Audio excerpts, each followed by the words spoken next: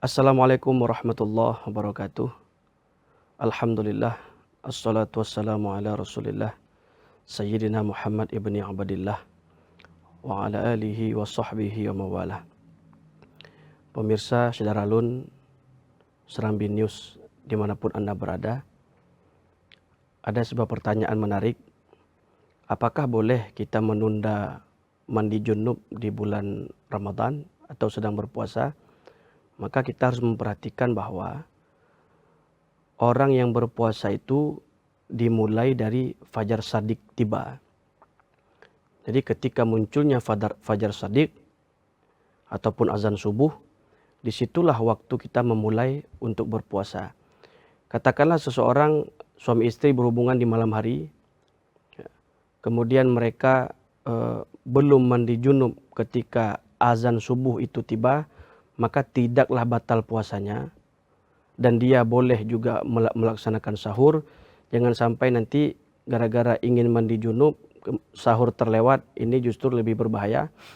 Maka silakan kita sahur duluan, nanti boleh mandi belakangan. Meskipun azan subuh sudah berkumandang, ya, maka puasa kita tidaklah batal karena kita menunda kewajiban untuk mandi junub. Tetapi puasa itu akan batal ketika kita melakukan hubungan suami istri setelah fajar shadiq tiba. Itu yang batal. Kalau mandinya boleh kita tunda pada waktu yang kita inginkan, waktu yang kita nyaman, selama tidak keluar daripada waktu sholat subuh.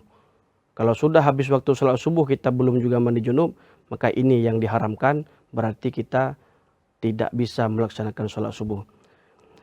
Syedaralun, pemirsa Serambi News yang kami hormati dimanapun Anda berada, itulah dia pelajaran penting untuk kita aplikasikan dalam kehidupan kita agar puasa kita benar-benar membawa kita pada kebaikan dan agar puasa kita memberikan ilmu-ilmu yang bermanfaat agar kita tidak kebingungan dalam menjalani ibadah puasa. Cukup sekian. Usikum wa nasibi taqwallah. Wassalamualaikum warahmatullahi wabarakatuh.